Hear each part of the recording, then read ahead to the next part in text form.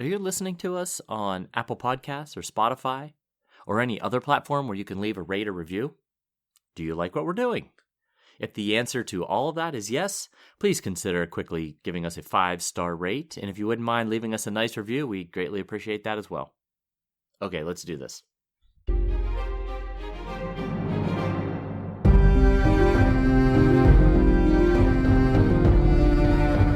Hello, welcome to the Ghosts of Harrenhal. My name's Simon. And I'm Mackelly. Thank you for joining us for episode 333 of our chapter-by-chapter book review of A Song of Ice and Fire by George R.R. Martin. Today we'll be discussing chapter 61 of A Dance with Dragons, which is The Griffin Reborn. And as always, we're going to chat about the chapter and try not to spoil any future plot points for you. Unless, of course, you have a Buy Me a Coffee Sustainer tier that includes spoilers. Well, if you listen to the spoiler episode, we are going to spoil things for you. But regardless, hopefully we'll provide you some entertainment along the way. We'll summarise what happened, discuss our thoughts on it, provide some useful background, compare it to the television show, indulge in a little pedantry, and cover some relevant news and listener correspondence. Be sure to check out the show notes. They'll provide some additional information about the characters and geography of this chapter. Although, in plan, we have quite a bit of geography in the non-show notes of this episode, so brace yourselves, people. How are you, sir? Well, I'm doing well, but I just want to put the disclaimer out to our listeners that I am recording this basically from inside a construction site. So I'm going to do my best in post-editing to remove the background noise, but if you pull this out of post, then it's a minor miracle, because I can hear the racket going on around you. It will be quite something. It will, yeah. I'm a little bit concerned about my abilities to do that, but we're having except for the basement, our entire house's floors refinished. Hardwood, carpet, everything. And right now they're sanding the finish off of the old finish off of the hardwoods on the first floor, which is directly above my head. So we've been living out of the basement since Monday, and it's getting a little old, but yeah, you know, it is. Listeners, you won't know this because you won't be listening to it on the day that we record, but it is actually the April the 1st today. So when Mackelly first joined, I assumed it was a joke how much noise was going on in the background. But it's the real thing.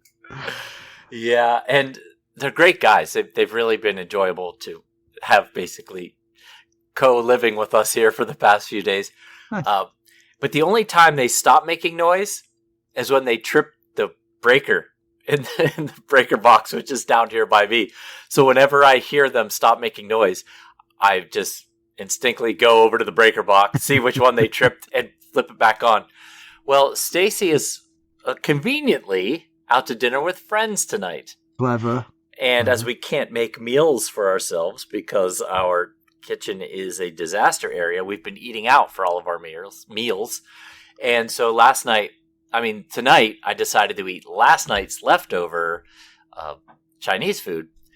And I went up to the kitchen, got my stuff out, and realized they had tripped the breaker that controls the outlet that the refrigerator was plugged into. So Lord only knows how long that refrigerator had been off. So I'm really testing the limits here of how long food can stay cold in the fridge, I guess. Yeah. I guess we should record now, even though through the noise, because in a couple of days' time, you're not going to be in any fit state to record. I did have that thought as well. Yeah. Anyway, how are you doing? What's up? Doing all right. So someone played a very good April Fool's joke at work today, actually. I work on the 3rd floor of a 5-story building. And in the United States, they number them 1, 2, 3, 4, 5. In other countries, they do it differently. Really? Yeah, well, for instance, in the UK, that would be ground 1, 2, 3, 4. Oh, okay. Yeah. The first floor would be the second tier. Right. So, but in the States, it's 1, 2, 3, 4, 5. If you climb the stairs, I climb the stairs to my office, which is on the 3rd floor. It's hard to lose count, really. I mean, you're either if you go up 1 floor, you're at 2. Right. If you go up 2, you're at 3. If you go up 4, there's nowhere else to go. The stairs stop because you've hit the top. Right, you've hit the ceiling. So, but the thing is, the stairs don't number the floor you're on. There's no way to know what floor you're on other than by how tired you are. Basically. Yeah. I've been to your office. I know what you mean. Yes. Somebody, quite thoughtfully, I think, put a wooden number 4 on the office that faces the stairs on the 4th floor. So when you get to the 4th floor, you get a reminder of where you are. Yeah. And someone had moved that down to floor 3 today. Did it get you? It absolutely got me. I was looking over the edge to see how high I was. To think, am I in better shape than I thought, or what? It was such a simple thing. I was like, that's really funny. Yeah, that's good stuff. I was very pleased. Yeah, so, Molly did some April Fooling to the family this morning. She told Ethan that she got a tattoo, and he fell for it. That is not very believable. I don't know. She often talks about getting a tattoo. Oh, really? I know. Yeah, but just doing it though. Yeah, right. Doesn't sound like her. And then she told us she got an F on a test a health test. And I was like, you are a health major. How could you get an F on a health test? And she said, April Fools. And I was like, oh, that also means happy birthday to my sister-in-law, Kelly, who very well might be listening. Oh, yeah. Today is her birthday, Kelly. Oh, that's awesome. Yeah. I was at the beach this weekend, which was very pleasant. So I'm going to the beach in March in North Carolina. It's nice. I mean, for the Northern Europeans listening, it's about as good as it ever gets up there. But it's still a little bit chilly. I put my foot in the water and I changed my mind about my plan to go for a swim. But I went to a town called Beaufort for lunch on Sunday. It's a very, very pretty town. I highly recommend it. I have a friend who lives there. And I almost sent her a text to say, hey, we're in Beaufort, it's the weekend. I don't want to disturb her, I don't want to say, hey, we're here, entertain us kind of thing. I was just, I nearly sent her a text and then I didn't.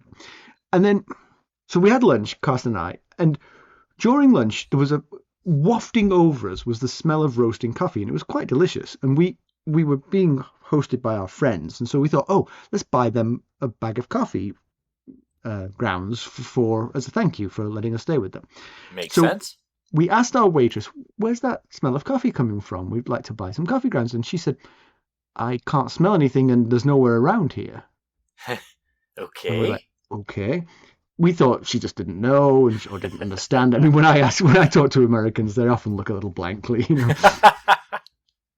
So we went next door to like a gift shop and we asked in there.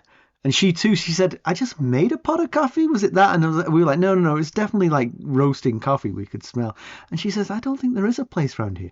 So then I joked, perhaps a little, inappropriately, that perhaps we were simultaneously having a stroke and having the same hallucinatory, right. Yes. olfactory hallucination.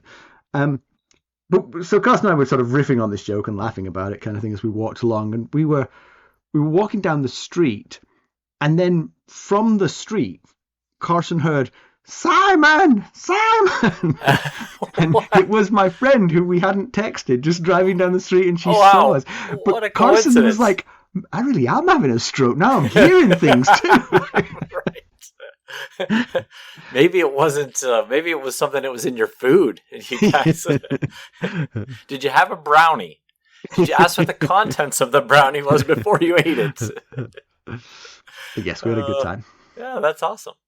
Yeah, I was traveling this past week as well. I went up Where have you been? I went up to Pittsburgh to visit my, as I like to call him, firstborn son and heir. Yes, as you should. Yeah, and that we had a great time. Stacy was supposed to come with us, but she wasn't able to make it, so it was just him and me. It was a lot of fun. I mean, you can always march him off to the wall if you don't like what he's doing. Right, yeah. Want to supplant him by Molly. Exactly, yeah. I see you as a bit of a Randall Tarley character. Yeah. I got to see my mom as well, and my aunt, of course, so that was nice. Yeah, so it's a good trip. It's the drive up was pretty flawless. It's about 8 hours.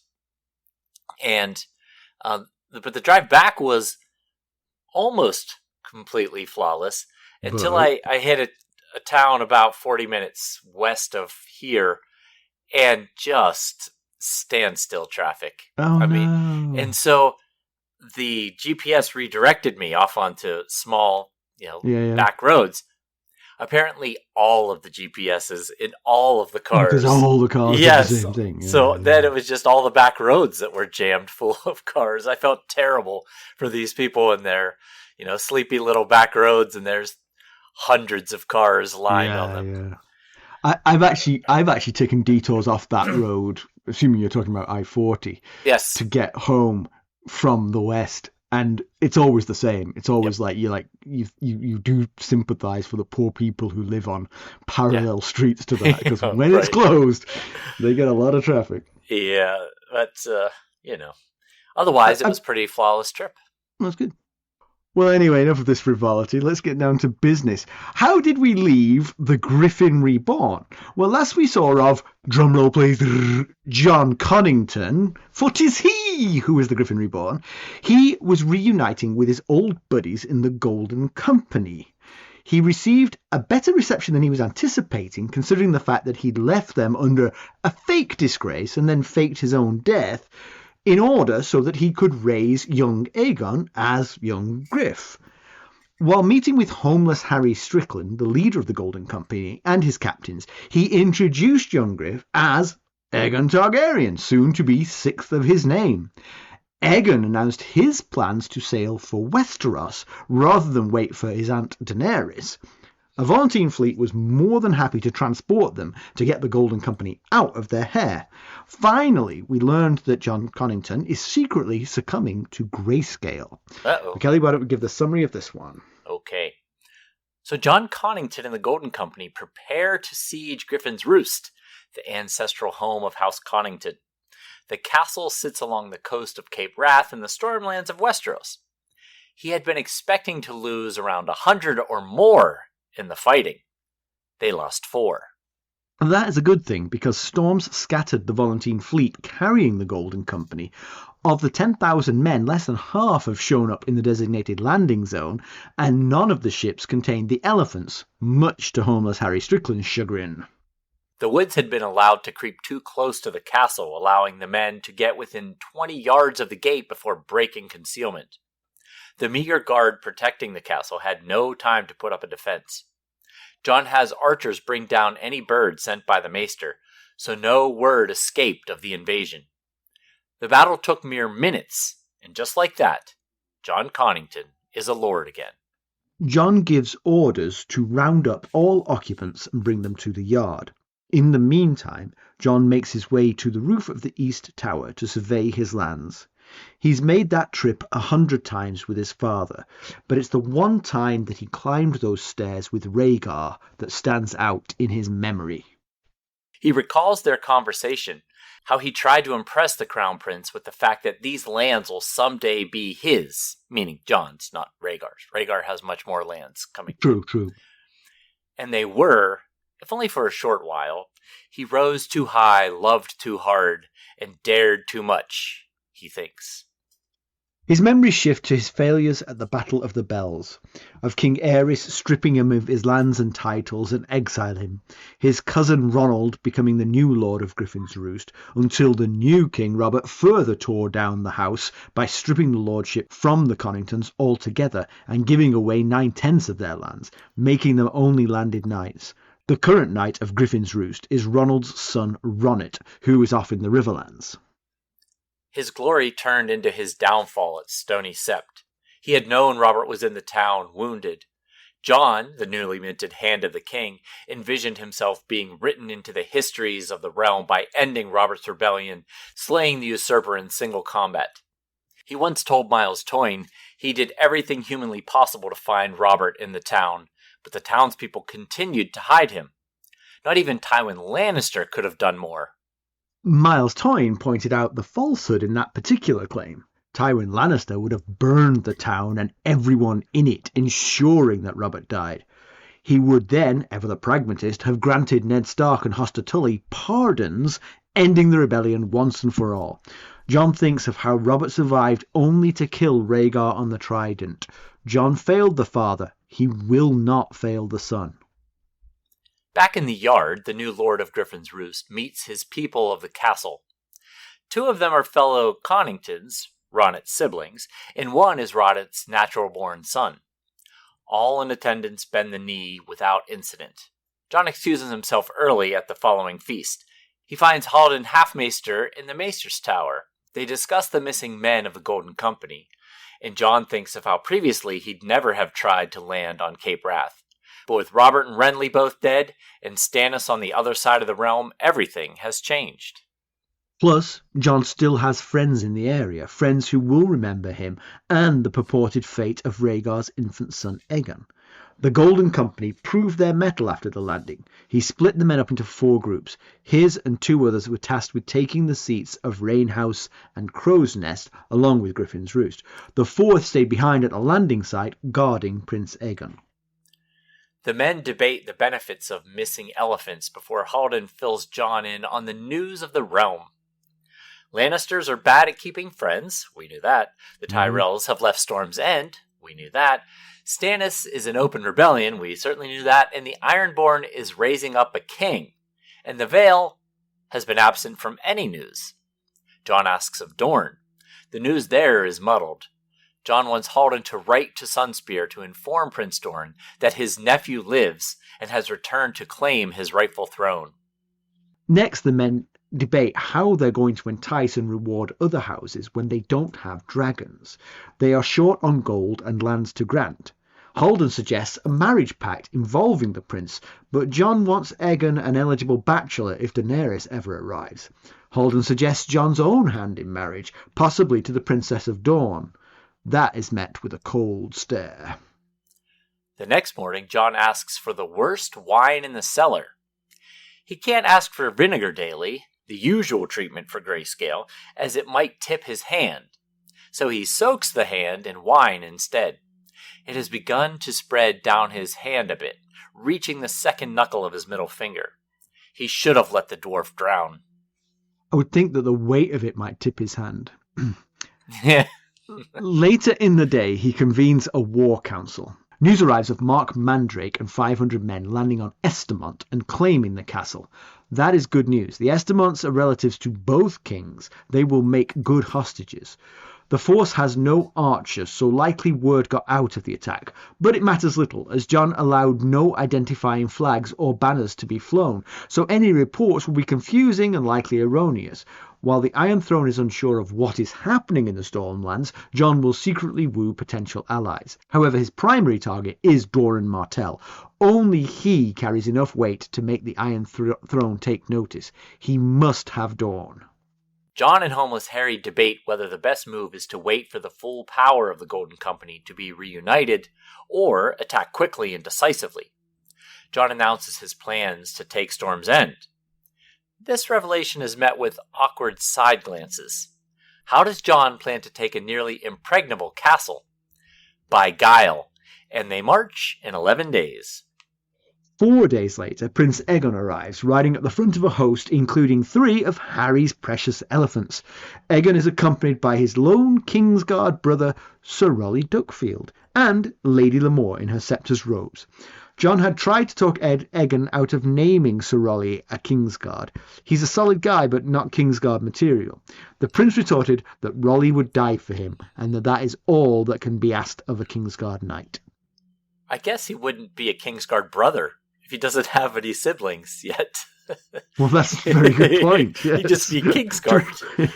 Kingsguard only child. Yes.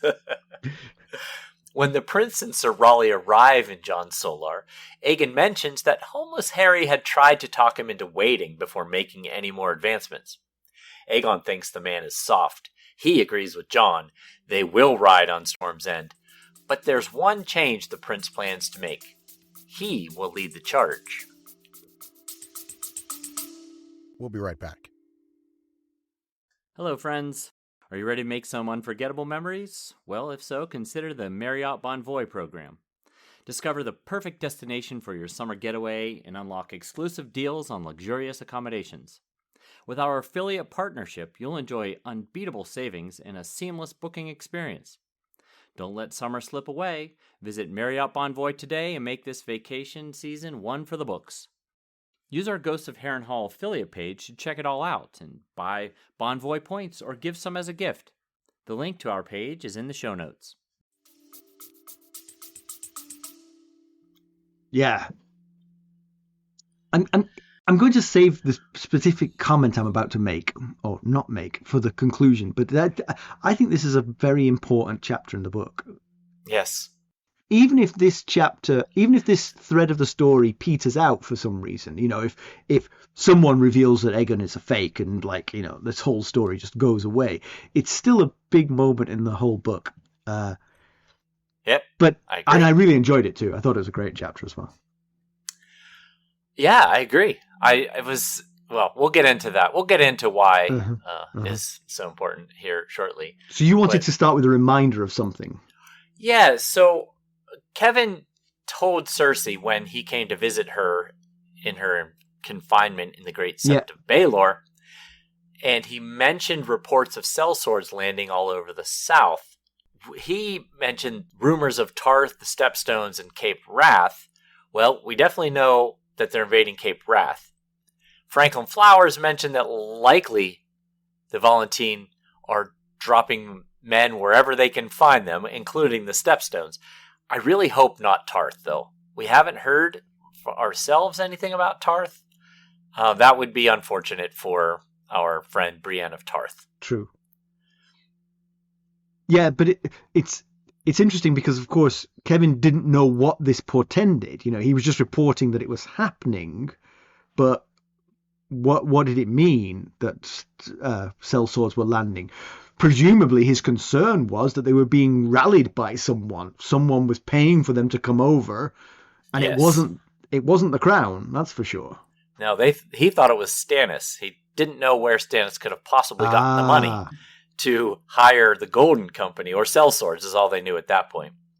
And the throne, the Iron Throne right now, doesn't have the strength to deal with this issue. That's another thing that Kevin told Cersei, because Mace Tyrell, who does have the strength to deal with this invasion, is refusing to act until Marjorie is cleared of all her charges. Yeah, and of course, this goes to Cersei's cataclysmic decisions here, because geography-wise, we're very close to Storm's End, and in actual fact, Mace Tyrell, were he still in the field, would have been aware of what was going on here. Oh, yeah. And could perhaps have dealt with it and or at least reported back the truth of the situation. You're absolutely right. Yeah. Yeah, but, had he had a large force at Storm's End, you'll hear when we get to background, those two castles are not that far away, Griffin's Roost and Storm's End. He could have gone with a force. He doesn't know exactly where this force is because they never got the Maester here at Griffin's Roost. At Griffin's Roost, that's the word I was looking for, never got any birds off to alert anybody. Right. So he might not know exactly this castle, but he's close enough to do a sweep, I guess. But you'd imagine that Mace Tyrell was patrolling quite a wide region around Storm's End, just for reconnaissance purposes. So he'd be aware of these various landings that were going on. Kevin Lannister's heard of this, so there's enough military intel, but it would be a lot tighter and a lot. Well, for example, there's no way that Jon Connington could launch an attack on Storm's End if it was surrounded by the Tyrells. Yeah, but a full-size Tyrell army, you'd have to defeat them and then take over the siege. No amount of guile is getting you through that. Right. And so what? I saw your background, but I thought I wanted to do a bit of a geography lesson here because this is not a part of the world we've been in very much. So I just wanted to sort of give everyone a sense of where it was. So the eastern side of Westeros is quite jagged, with basically sort of land pointing out into the narrow sea, followed by a large bay, followed by more land promontorying out, followed by another large bay, and it sort of keeps going sort of again and again. Yep. So starting at the north, if you come down the east coast, So the north juts out, and then below that, separating the north from the Vale, is the Bight. It's known as the Bight. And that's where the Three Sisters are, where Davos Seaworth has been recently. That's right. Yeah. And the Bight actually cuts in quite a long way. It's sort of like almost the most westerly point of the narrow sea, if you see what I'm saying. Yeah. Goes in the deepest. Yeah. And then the Vale itself has the fingers, so there are sort of a series of these, but they're just the fingers, so we're not going to worry about that. But south of the Vale, separating the Vale from the Crown Lands, is the much narrower Bay of Crabs. Yep. Salt pans, all that. Yeah. Then the Crown Lands are sort of split like a dragon's mouth sort of thing. So the upper branch of which is Cracklaw Point, and the lower branch of it is Massey's Hook. They kind of come together and they form the gullet. Exactly. The gap between them is known as the gullet. And if you go through the gullet, you're into Blackwater Bay. And King's Landing lives right at the back of the throat of this mouth. That's what in Blackwater Bay. So then coming south of that, the Crown Lands then abut the Stormlands. They have a land border. There's no sort of gulf between them. But then the Stormlands are similarly shaped to the Crown Lands in the sense that they have a northern promontory and a southern promontory with a bay in between it. Right. The northern promontory is the lower half of where Massey's Hook. That piece of land isn't really named, but below Massey's Hook, that part. Yep. And then the southern part is Cape Wrath. The southern branch of that is Cape Wrath, and in between is Shipbreaker Bay. That's where they are. And Storm's End and Griffin's Roost are again at the back of the throat of this mouth. That's where they're found. Right. And Tarth, we've mentioned Tarth, basically is the barrier island on the entryway into Shipbreaker Bay. The other island that gets a mention is Estamont. Estamont is further south than Tarth, sort of just sticking out in front of Cape Wrath is where that is. Yep. And then if you want to keep going, just one last bit. So the Stormlands are then separated from Dorne by the Sea of Dorne, as it's called. And that is the biggest bay in the narrow sea, and actually goes more west than the Bight does. It cuts in a long way. So that's the biggest of these bays. All right, and then Dorne underneath. And then Dorne underneath, basically. Yep. South of it anyway. Underneath would be, you wouldn't want to be underneath the bay unless you're the drowned god. That's a good point. So yes, so you're going to talk about Cape Wrath a bit more in the in background. So I just wanted to give everyone a sense of where it was.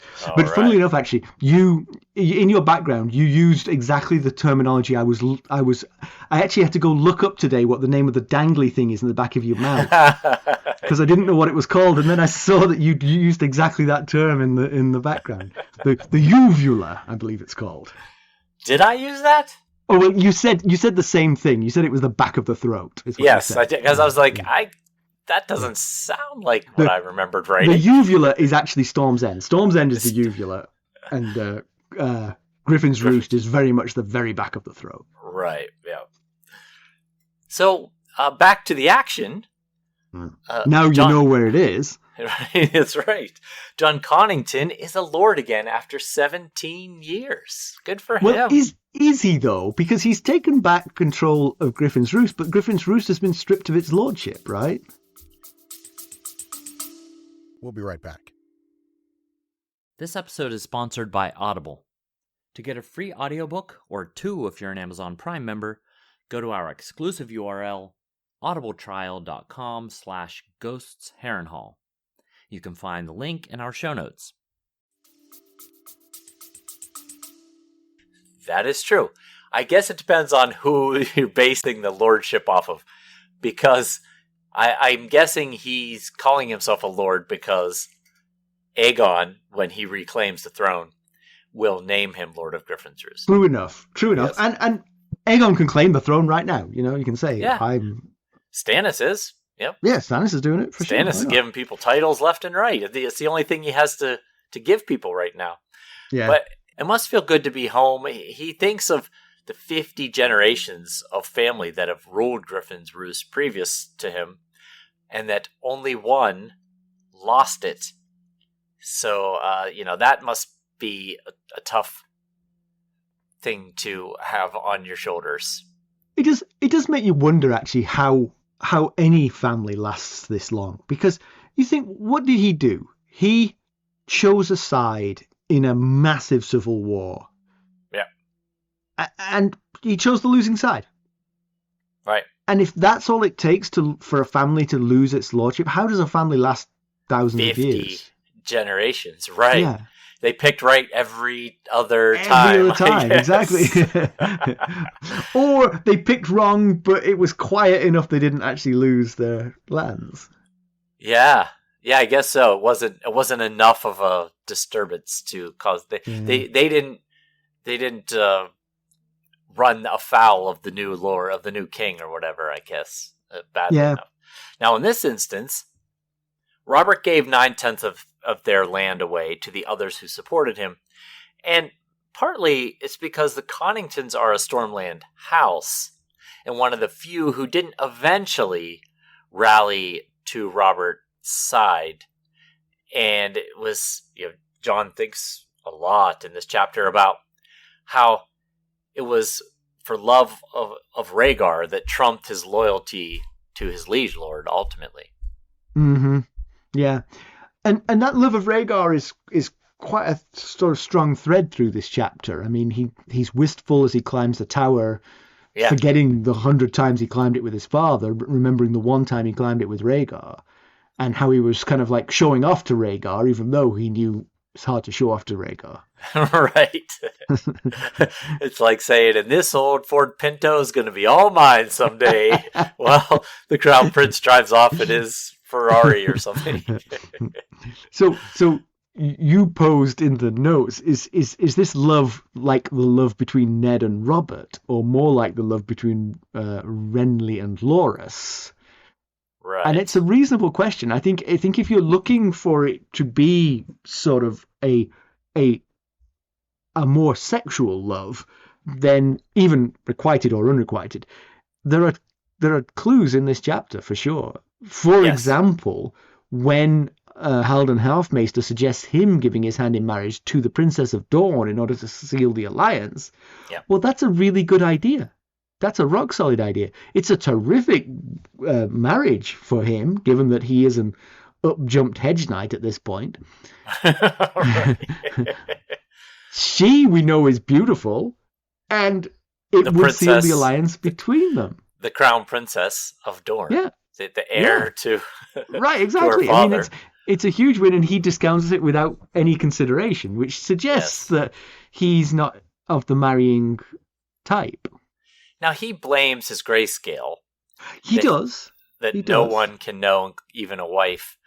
But based on the other instances in the chapter, it's hard to be sure whether that's 100% of the reason, or if he's just not interested in marrying Arianne or anyone else, really, for that matter, because he's never gotten over his feelings for Rhaegar, possibly. He multiple times references loving Rhaegar, and Ned and Robert, there's, I love my friends, I love you, I love, that's very kind.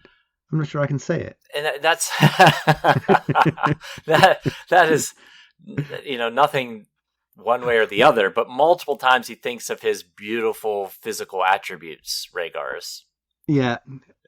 And he felt that Elia was not good enough for Rhaegar, which is right. I mean, again, it's how you want to interpret it. It's all how you want to interpret it, because you might not think that your friend's marrying someone that is good enough for them, and that's okay too. Or you think that because you think they should be with me. Mm-hmm. One thing I will mention, and this is potentially a spoiler, but I'll just leave it dangling for people to sort of think about, is that in writing this about mentioning Renly and Loras, we ended up writing R plus L. Oh, yeah. And it made me think, well, that's not the only R plus L couple potentially in this book. But true. I shan't dwell. Well, we know there's at least an association between. But anyway, back to Jon, if you will.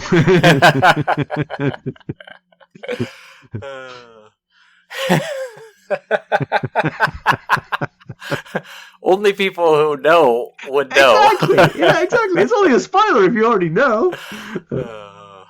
And it's not a spoiler anyway, because it remains pure speculation. Absolutely. That's right. So Jon thinks about his failure in the Battle of the Bells and his exile, and in particular, his inability to sort of capture Robert when he was injured. He chased him all up and down. Which town was it? Stony Sept? Yep, Stony Sept. Yep. Yeah, and couldn't find him. And basically, it turned out that the citizens were moving Robert from house to house, and eventually he hid in a brothel. Yeah. And he thinks no one could have done more. And Miles Toyne, who is a member of the Golden Company, right? He's one of the captains of the Golden Company. Yes, he was the previous captain before Homeless Harry. Right, yeah. Told him leader. Well, I guess not They have captains. He's the leader. The leader. Okay. Yeah. Told him that he's absolutely incorrect to think that he did everything he could do, because others, Tywin Lannister in particular, would have captured Robert by killing every human being in that town. That's right. And what we know of Tywin, rather, that makes me think he's probably right. Miles Toyne knew his Tywin.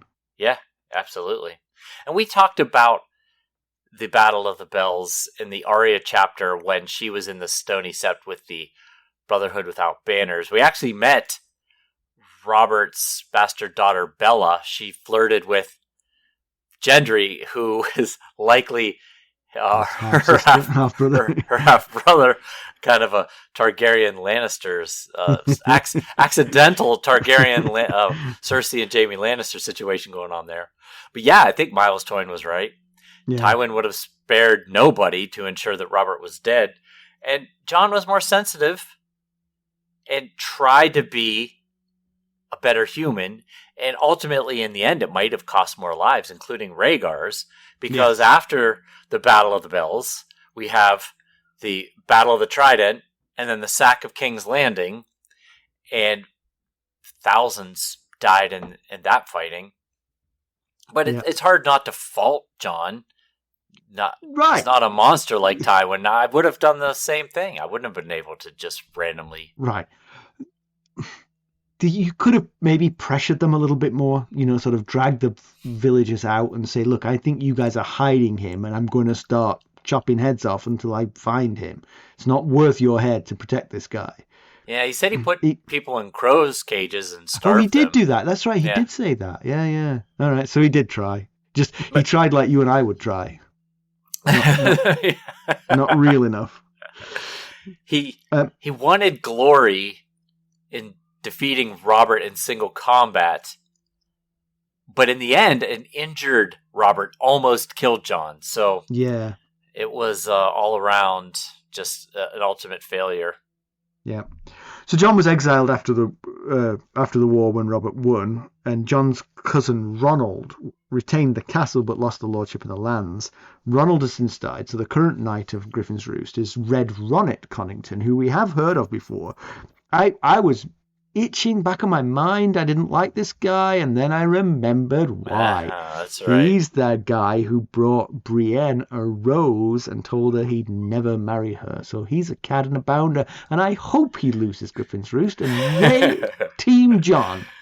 And at Harrenhal, he spoke rudely about Brienne to Jaime, and Jaime smacked him with his golden hand.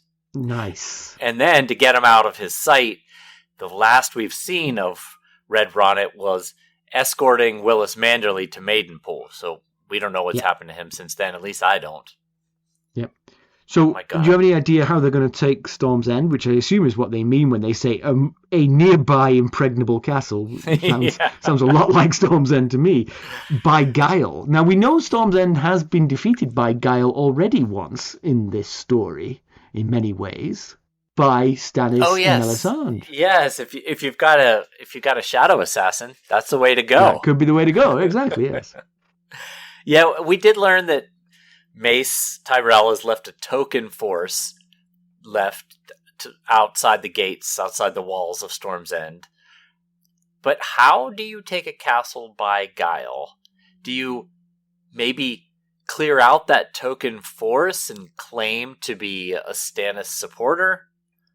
to gain entry to the maybe. castle. That's interesting. It's unscrupulous, but it might have ultimate effect of reaching your goal. Because I think it is both logical and, in this case, true that the occupants of Storm's End are Stannis loyalists. Yes. And therefore, certainly going, this is Aegon Targaryen is not actually a way to get through the walls. No, you might want to wait. Keep him back behind a tree or something until it's all done. Yeah. The castle's held by Gilbert Faring, who we don't know him very well. He might possibly not be nearly as dedicated as Sir Courtney Penrose was to protecting Storm's End when Stannis tried to come home, I guess. And talking castles in the Stormland, word is bound to get out, and of the other castles that they've taken. We learn by the end of this chapter they've taken 4 castles, I believe. Right. So if word gets out that, there's a group taking over castles, and you come in and clear out the Tyrells, Gilbert Faring might be like, well, I'm just going to keep you out there for right now. I've heard of castles being taken. My enemy's enemy isn't necessarily my friend, just to be clear. Yeah, and he's considering his various friend options in the Stormlands, and he thinks, plus these Stormlords have no love for the Lannisters, but if they believe that Tommen is the rightful king, then they believe that he is the son of Robert Baratheon, former Lord of Storm's End, and making Tommen not just the Lannisters. Yeah. So. Yeah, you see, that's the thing. You see, you can pick away at other people's claims, but none of them lead them to fall into your arms because you're right. You could perhaps convince the citizens of Storm's End to go back to Tommen, rejecting the evidence of Tommen's now assumed birthright, or you could argue that Stannis would be a bad choice because Stannis is so hard and unyielding. But none of this leads to Jon Connington and Aegon Targaryen being the savior. Why would they be? They'd be your last choice. Yeah. First of all, you'd have to convince them that this is Aegon Rhaegar's son. They don't have Daenerys. They don't have dragons to make a convincing argument. He looks like a Targaryen. That's about what they've got going for them. It was honestly one of the downsides of sailing without Daenerys is by Daenerys' side, he seems legit. Yeah. Especially if he's by her side on the back of a dragon. Then he really seems legit. Very legit. I mean, but really, who's going to argue at that point? Yeah. But without her, you're just trusting that, this is the Aegon Targaryen who is supposedly dead for all these years. Let's hope the guile is good because we can't see it. We can't see how it's going to happen. And it needs to. I will say, I think they've landed at a serendipitous moment because of all the things that are going on. Cersei's plans unraveling and, discord everywhere. There is an opportunity here. And they're first. There's various factions that could be coming across from Essos, but they've got there first, and they're sort of making a claim, and they could get a groundswell behind them. But they are right. It really hinges on Dorne, because Dorne is the one faction that really could rally behind this, because Aegon is half Martell. Yep. And therefore, if you can convince Prince Doran that that's what this is, and you can convince Prince Doran that it's worth risking his neck, which he doesn't like to do, then you've got a serious alliance. And now the Stormlands, even though they're pro-Baratheon, they might fall into line. I still don't see that, though. I still don't see. The Stormlands is the one area where it feels like you could even pick off the Reach, because I think that the Tyrells now are ripe for picking. Yeah, I'm trying to think of how you could paint the Lannisters in a light against the Baratheons, being that theoretical Baratheon is on the throne, who is being managed by Lannisters. Any such argument leads to Stannis, not to Aegon. That yes. Because if you go back to Aegon, then you're rejecting Robert. You're saying Robert was never a legitimate king, and that's going to be a hard one to sell in the Stormlands. Yeah.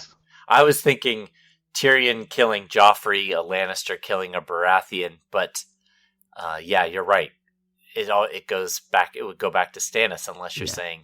Yeah, but if we back up to the serendipitous timing of their arrival, it's very much what Varys and Illyrio had discussed in the dungeon of the Red Keep. Exactly. The realm wasn't ready then because Ned was too competent of a hand of the king, so they set the lion and the direwolf up to be at each other's throats, and let the lioness do what she did.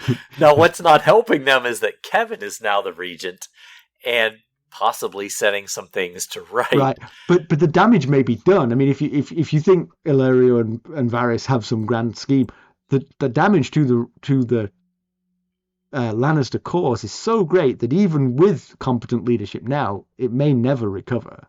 That's possible because they're really in a mess all the way around. So they might not have time to rectify things. Yeah, and the other thing is their vassals around the realm are despised. I mean, they've put the Freys in charge of the Riverlands and the Boltons in charge of the North. It's like, could you have picked less popular people? Yeah, exactly.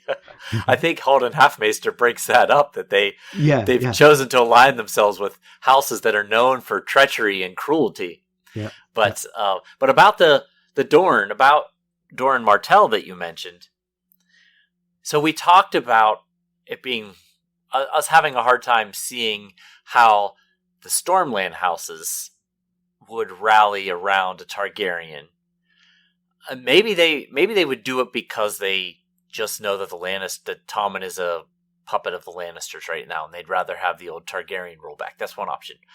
But does this news, will it change anything for Dorne Martell? Because we know Dorne Martell has a whole nother plan in place that involves a Martell of this generation sitting on the Iron Throne, but it is not Aegon Targaryen.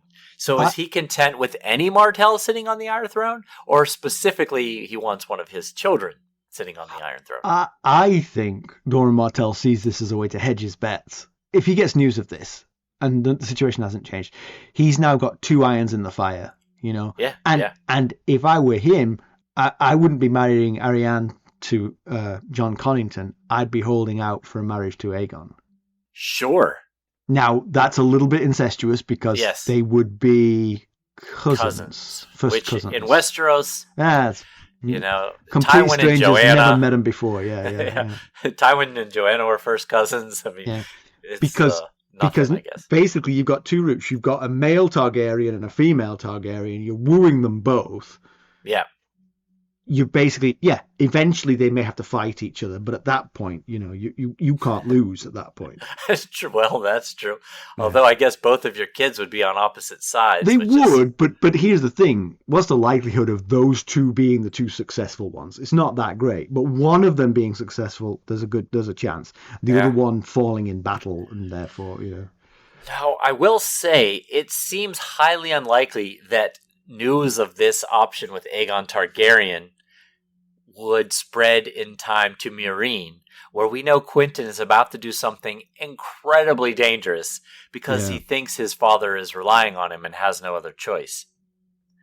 So it would be really good if they could get an overnight delivery that says, whatever you're about to do, don't do it. Right. But I think until they march on Storm's End, there's not going to be any news sneaking out about Aegon because they're not announcing him. They're working without banners to keep this under wraps for as long as possible. So but they are sending a bird to Dorne, so that's one. True. Oh, I see what you mean. They could pass that message on. That's true. Yes, that's true. It'd be really good for Quentyn to know there are other options than trying to steal a dragon. So I think we can categorically confirm now that we've really been inside Griff's head for 2 full chapters now that Jon Connington genuinely believes that Aegon is Aegon. There's no debate in his mind. I agree. He doesn't appear to have any doubts, no hesitation. So my question is then, we jokingly call him Fagon, that he's a fake Aegon, that he's not the real Aegon. How, if we are not convinced, how was Jon Connington convinced? Do tell. Well, I don't know, but I do have some thoughts on this. Okay, let's hear. So a lot of the evidence for him not being the real Aegon is his age. Because Tyrion thought that the kid was too young to be Aegon Targaryen. Oh, Aegon Targaryen should be around 17 or 18. It's been 17 years, I think, since the sack of King's Landing. So he should have been, depending on when his birthday is, 18. Right. Okay. But Tyrion reckoned him between 14 and 17, the kid. Oh, yeah. That's on the young side. Now, Tyrion... That is. But the appendix to the book we are reading has him as a youth of around 18 years. So the appendix makes you think he's the right age. Yeah. Yeah, okay. I see. But still, none of that... I mean, the child being the right age is a long way from me being Jon Connington and going, oh my God, the child is the right age. He must be Aegon Targaryen. Right. No other child was born within 4 years of Aegon Targaryen. But I read a very interesting thought, which is, okay, so basically what we think happens, at least this is what Aegon told Tyrion, was that Varys got him out of King's Landing. And Varys then hid him away in Pentos, presumably with Illyrio Mopatis, until he was 5 years old. And at 5 years old, he was given to Jon Connington to raise as his foster son, young Griff. Right. Okay. So that little window there is one of the reasons people think he might be fake, because what they were doing was they were letting the child grow old enough so that Jon Connington couldn't notice the age wrongness. Yes, because if he were a 3-year-old and an infant baby, you'd be like, well, that's not an infant baby. Exactly. That's a 3-year-old. Yeah. So that's or all the way around, really. Yeah, that's one reason people think that. But then Varys and or Illyrio brought him to Griff and said, this is Aegon. Why would he believe that? All right. One reason he would believe it is because of his guilt over the death of Rhaegar. He said it himself in this chapter. I let the father down. I won't let the son down. So part of him wants this to be Aegon so that he can atone for his failures. Yes, there's definitely that. Give me a second chance. Right. But I've got a second chance, yeah. To me, that's not enough. But here's the one that I thought was very interesting. Jon Connington was Hand of the King. Not for a very long time, but he was Hand of the King. He was, right. Yeah. Whilst Hand of the King, I would imagine that he would have had small council meetings with Varys. Seems likely. I would imagine, given the state of the realm, that there were plans discussed in those small council meetings to get the young prince and princess out of King's Landing in the event that King's Landing fell. Yeah, the Targaryen prince and princess, or exactly. Elias too? Elias' children. Yes. I think last week we talked about how Elias' children were not sent to Dragonstone with the Targaryen children because Aerys wanted control of Lewin Martell, her uncle. That being said, yeah, I agree. We did talk about that. That being said, Varys would have made contingencies for they're at the door and the prince and princess are still here. What are we going to do? Varys wouldn't be making that up on the spur of the moment. He would have had a plan in mind. Yeah. And so that's why Jon Connington, later stripped of the Hand of the King and banished to Essos, believes when Varys tells him, here's Aegon, I couldn't save Rhaenys, yeah. I couldn't save Rhaenys, but here is Aegon, who I did get out of there. Will you help us raise him?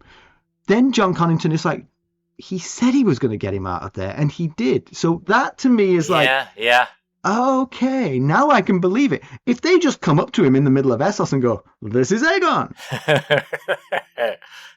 But if he already thought there was a chance that he was rescued by Varys, and then Varys is the one who says, yep, this is him. And you're right about the contingency plans, because Rhaegar is the heir, but Aegon is Rhaegar's heir Right, he's second in line to the throne. Yeah, he's second in line to the throne. I mean. And the moment Rhaegar dies, he's first in line to the throne. Yes, you're right. He is now the crown prince, not his uncle Viserys. Yeah, exactly. So even in the Mad King's state of mind, there had to have been someone who was keeping tabs on. Okay, well, this is the crown prince. We need to do something. So yeah, right. I could see those discussions having taken place. I was reading the chapter. I was like, I just don't see why he would believe it. But now, having thought that through, and I'm like, okay, he's got a reason to want to believe it, but now he has a reason to believe it too. This is coming from Varys. He knew Varys had a plan to rescue the kid, and he did it. And the plan actually may have only ever included Aegon, because it's much easier to smuggle one child, especially a baby, out than it would be the crown princess, who was older and would have been more recognizable. That makes a lot of sense. Mm-hmm. Yeah, the whole thing does. What doesn't make sense is what Jon Connington is doing with the grayscale situation, extending up his fingers. He's not asking for vinegar. Instead, he's asking for wine because he fears exposing the truth if he's daily asking for vinegar. And he thinks that he should hack off his fingers, but then he'd be unsure how to explain that he's missing fingers on one of his hands.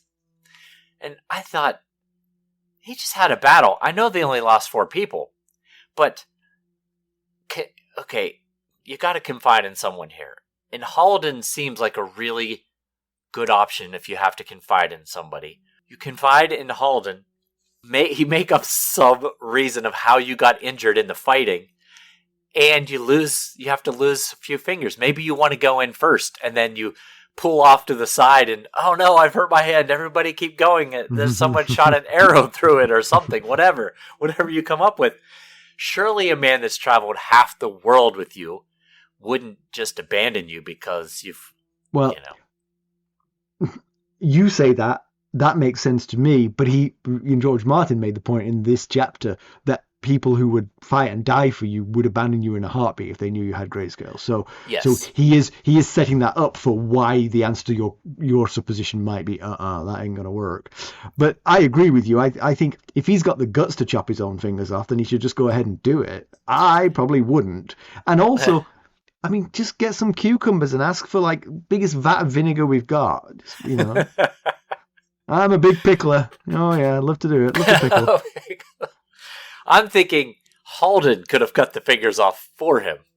Yes, confide in Halden. Yeah, I get what you're saying, but maybe you could just lop your fingers off and just say, "Oh, I'd heard that the mountain clans did finger dancing or whatever, and I'd try it. It's harder than it looks." That's an Ironborn thing. The finger dance.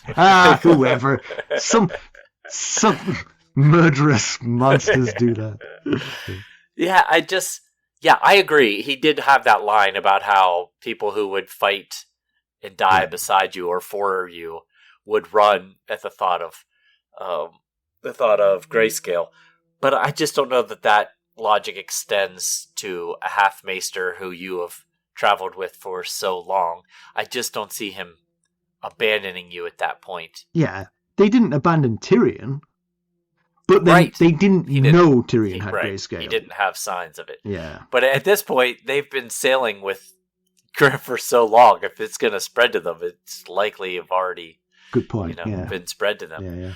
Yeah. But another person who has traveled half the world with Jon Connington struck me as interesting in this chapter. And it has to do with the references that Jon makes to her. He calls Lemore Lady Lemore in both references in this chapter. Yeah. And it's odd to call a septa lady. That's just not usually a term used for a septa. And he also mentioned that she was garbed in the white robes of a septa, which is also kind of odd wording. Garbed in her traditional white robes. Yes. Something like that. Wearing her clothes. Yes, exactly. He didn't say that. He said dressed as a septa. Dressed as a septa, exactly. And there's a lot of of mystery and debate about who she might be in the fandom. Tyrion noticed she has stretch marks as if she had given birth. Yeah. She has no problems bathing naked in front of everyone that was on the Shy Maid. And she said to Aegon when they were in Selhorys that he's not the only one who needs to hide when she was out of her robes, she went incognito out of her robes into the town. But there's several fan conjectures. Some think she could be the mother of Tyene Sand, possibly Lady Malario, maybe Ashara Dane. Yeah. None of those are very good fits, though. There's really good counter arguments to be made. So there's not like that's probably who she is. Nothing really adds up well. Yeah. Yeah, and the other one that I read about was Wenda the White Fawn, which was like somebody had a very convincing argument for why it should be that person. But the problem with that is the person they were trying to convince me it was someone I didn't know who the hell it was. So, right. Who cares? Exactly. What kind of mystery is it? Person A is in fact person B, neither of whom mean anything to you. Okay. Yeah, I'm so curious who she... I feel like there's gotta be some fire to that smoke. Yeah, she's something. She's something for sure. Yeah. I kind of like the Ashara Dane one a little bit, but like you said, we've undermined every one of the conjectures, so none of them convince. Pretty much, if it's any of those three that I mentioned, now would be a really good time for her to weigh in with the Martells and say, "I am who I am, and I can vouch for this." So maybe she's Wenda the White Fawn then, because she's got nothing to say. So it is. So the other person who's come all this way is Rolly Duckfield, who's been wearing a white cloak as part of, in fact, all of Aegon's Kingsguard. I'm with Aegon on this one. Griff thinks that you should get better fighters, but I actually think willing to die for you is the primary thing. I would rather have someone second rate willing to die for me than someone first rate who isn't. I couldn't agree more. It was my same thought. It kind of see, fighting prowess and prestige has its benefits, absolutely. Yeah. But dedication and devotion might be more important. Yeah. Now, you don't want someone who can barely hold a sword, but no, a good useless balance of that, Think of Boris Blunt and how easily he gave up Tommen. Yeah. He didn't have the dedication and devotion, and making such sound, logical decisions like that, maybe Aegon is king material after all. Oh, Aegon keeps on impressing, and I think this is part of George Martin's plan here, is to keep on impressing us with Aegon, so that we buy into it. Yeah, yeah. So that either we're proven right or we have the rug pulled out from under us. Yeah, that makes sense. Yeah. Now Aegon wants to lead the charge on Storm's End, but I don't know if he's heard the Guile plan. He might be like, wait, what now? All right, you're first through the sewers then. It might not be quite as heroic as the young man is imagining in his head. All right, so how about some spoilers? Remember, you get the spoilers if you join the upper tiers of the Buy Me a Coffee Sustainer levels, and you could try any of those tiers for free for a week. All right, well, thank you for extracting what you could from our limited future. Certainly. I thought that was good stuff. Now to the past. How about some background? Okay, well, so they've landed on Cape Wrath. And we've heard a bit about the Cape because our old friend Davos is the Lord of the Rainwood. Well, at least according to Stannis. But hey, if Jon is Lord of Griffin's Roost because Aegon says so, then Davos can be Lord of the Rainwood because Stannis said so. But Davos's keep, as well as his wife and two youngest sons, are on the Cape. But let's get a bit more familiar with the area, since the chapter is focused a lot on the castles, houses, and topography. You mentioned some of this already, but Cape Wrath makes up the southern portion of Shipbreakers Bay, with Storm's End on the northern coast. South of the peninsula, as we mentioned earlier, is the Sea of Dorne, with Dorne on the other side of it. Yep. Now, the peninsula itself, Cape Wrath, is dominated by the Rainwood Forest, However, the northwest corner of it is mountainous terrain. Now, Griffin's Roost is not actually located on Cape Wrath. As we talked about earlier, it's sort of in the western center of Shipbreaker's Bay. So, like we said, if the bay was a mouth, the castle would be at the back of the throat behind the... Uvula. Uvula, that's it.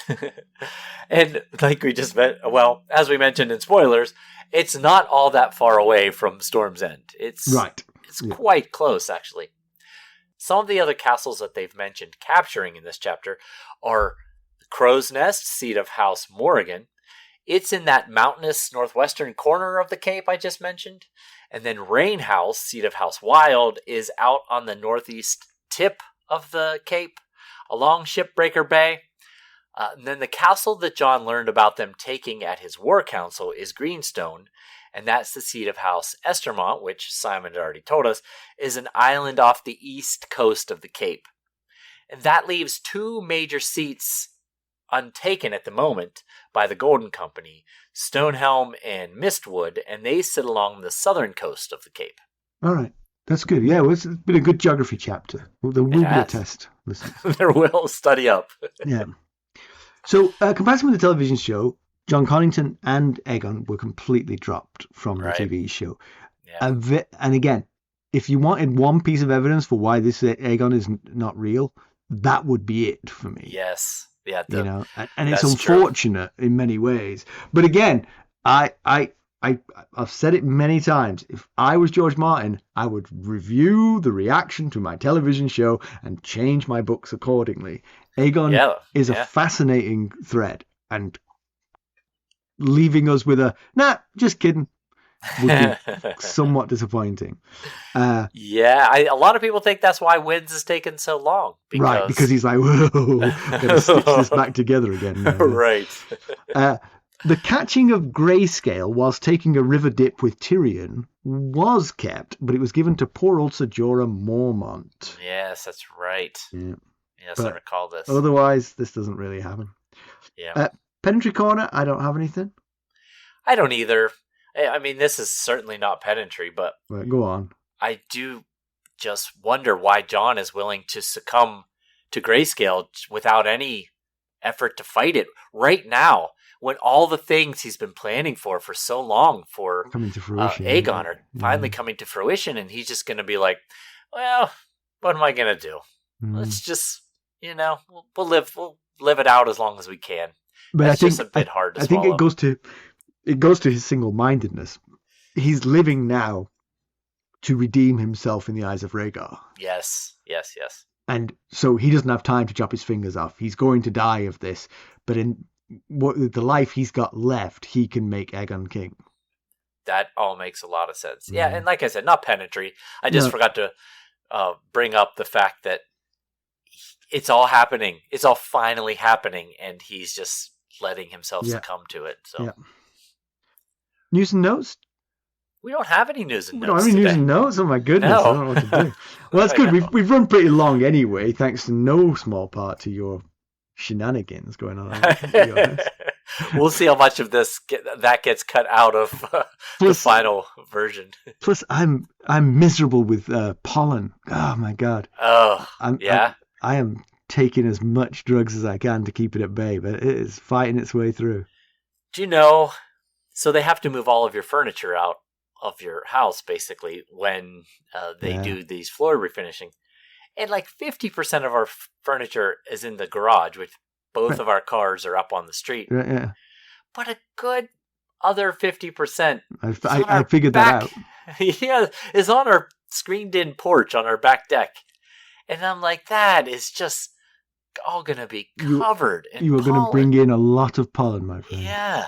Mm-hmm. So I went out with some tarps and tried to cover them as best I could, but it's not a perfectly sealed job, so I'm a little concerned about I will say, I have occasionally had we have 3 carpeted rooms in our house, and I've had them professionally cleaned, and that means getting all of the stuff out of there. Yep. It is astonishing how much room that stuff takes up in the rooms that are already occupied with furniture of their own. Right. I mean, no room to move. It's incredible. It's like that can't be possible that my house is this full. Well, anyway, I hope it all ends well for you, my friend. Thank you, sir. All right, let's conclude this one. So anyway, as I was saying, I think this is pretty momentous, and I held back why, but it's because I was thinking about this earlier. The momentum of the entire story has been drifting eastwards. Yes, it has. Away from the Iron Throne. So people like Arya, Daenerys, Tyrion, Victarion, Quentyn Martell have all gone huge distances eastward from where they started. Right. Yeah. And nobody has moved west, basically. I guess Stannis and Melisandre slightly west from where they were. Yeah, a long time ago, Dany moved a little bit west. Yes, she's moved a little bit west from where she's been, but from where she started, she's still, very oceans east. Yeah, exactly. Yes. And this is the first person who's genuinely moved west, and it's a major character with both the motivation and the capacity to upset the apple cart has arrived in Westeros, and there's no doubt that Aegon could do that. He could make a real difference here, and I honestly think this does bring Dorne into the war. I think Dorne, regardless of what the released winds tell you, I think the Martells hitch their wagon here because they just assume that Quentyn's going to fail. Yeah, well, that part is tough to know. Dorne had to know when he was sending Quentyn off on that mission, it was a low percentage chance of success. Yeah, so it's a low percentage chance of success with someone who might say no to recruit dragons that might not exist, because do we really believe in dragons? Whereas here we have a half Martell, which Daenerys is not, on our shores, claiming to be the king of the if Westeros. You believe that he is who Jon says he is, then it's a compelling argument. Now, Jon Connington, not Snow, obviously. When I say Jon, it'd be weird if all of a sudden I start talking about Jon Snow. He doesn't know about the Quentyn Martell Daenerys plan, and so I don't know that he has much. I think his only reservation is, will they believe us? Not, and they also have another similar plan in the works. Right. I mean, they wouldn't know that, of course. Yeah, right. But you're absolutely right. I mean, that is the hardest thing here. It's hard to make us believe it. And we don't really have skin in the game, We could toss a coin for whether or not Dorne gets involved here, but they have skin in the game. They're going to want to know that they're actually fighting for the real Aegon, not some imposter. Especially when his son is off on a death-defying cross-the-known-world mission. Right. It's hard to give up on your son when he hasn't come home and you haven't heard anything else about him. So, I don't... Do I think there's a chance Dorne could reject Jon's alliance request? I don't think it likely. I think he will accept it if he can be convinced that Aegon is who he claims to be. Yeah. And of course, the other thing is, we know that Daenerys keeps harping on about the dragon having 3 heads. So the 3 heads could be Daenerys, Aegon, and Quentyn. Yeah. And then you've basically got as much Martell blood on that throne as you have Targaryen. Pretty much. Pretty close to it. But he plans to take Storm's End by guile. What's he got up his sleeve? What does that mean? We can't figure it out, but then we're not the military mastermind that Jon Connington is. Well, that's true. As his myriad defeats in Robert's rebellion. One spectacular one. I do think that they're being smart about keeping their banners under wraps because Jon Connington makes the good point that, if word gets out that it's Jon Connington come back to reclaim Griffin's Roost, it's like, it's a story as old as time. Exiled Lord comes back to reclaim his own lands. The Lannisters have got more things to worry about than that. They're not going to get involved in that at all. So that's a smart observation. Yeah, he also did not allow the ships coming in to fly any sort of banner, whether it be the Targaryen banner, the Connington banner, the Golden Company banner, nothing. Right. which was smart because that just adds to the chaos and confusion. Who are these people and why are they on our shores? You come back with the Targaryen banner, you're going to focus the mind. Yes, exactly. I will say, if they can make all this happen, if they can make all this come to pass, basically take Storm's End and recruit Dorne to their side, they are suddenly, from rank outsiders to take the Iron Throne, they are number 2 behind the Lannisters. They're in the upper echelon of who could take it. Yeah, I mean, I guess the Ironborn, depending on how things play out, but they're such a small group. I just don't see how, without the dragons, unless Victarion is successful with his plan to catch a dragon, meaning Daenerys and her dragons, I just don't know how they could sustain any. I don't think traction. They're out of the running, but I immediately think Aegon's got a better chance than they do if he can get Dorne on his side and take Storm's End. Yeah. Now Stannis did get the money from the Iron Bank. Stannis has got the money from the Iron Bank. That's true, but he's stuck in a snowstorm. Yeah, so money doesn't buy you warmth or more men, and that's really what he needs. Yeah. I will say Aegon seems like a good young man with a good head on his shoulders. We'll see how that holds up as his power grows. Jon already thinks at the end of this chapter the young man's not as biddable as he was before, and he's only gotten a little thimble of power. But so far, off to a good start. But he needs to not be biddable. He needs to... Right. You can't go on this path and be biddable. But that is true. You can also be wise. You don't have to abandon wisdom to show you have a backbone. Listen to your counsel, you know? Exactly. And next week we have a chapter called The Sacrifice. I think that was supposed to be sacrifice. Sacrifice? Okay. That makes a lot more sense than what you wrote. Speaking of freezing in the... yes, I know winter. Who it's going to be. It's going to be Asher, isn't it? Yeah, I think so. You're going to want to tune in and see how that all unfolds. All right, there's 3 ways that you can help us. You could leave us a 5-star rating and possibly a positive review. You can buy us a cup of Arbor Gold at buymeacoffee.com/ghostharrenhal. There you can join us at any of the various sustainer levels. There's a tier to match your budget and interest. The upper tiers get you the spoilers, and you can try any tier you like for a week for free. Or you can make a donation directly to our cause at our website, ghostsofharrenhal.buzzsprout.com. And if you're looking for more ways to interact with us, well, you can always send us a text. The link is at the top of every episode show notes. Please just keep in mind we have no means of responding, but we do enjoy reading them. And if you're interested in keeping up on the latest Ghosts of Harrenhal news and developments, well, you can always go and check us out on our social media. You can follow us on Twitter at Ghost Harrenhal, or on Facebook, Instagram, Discord, and YouTube. Thanks for listening. Thanks. Bye. Bye.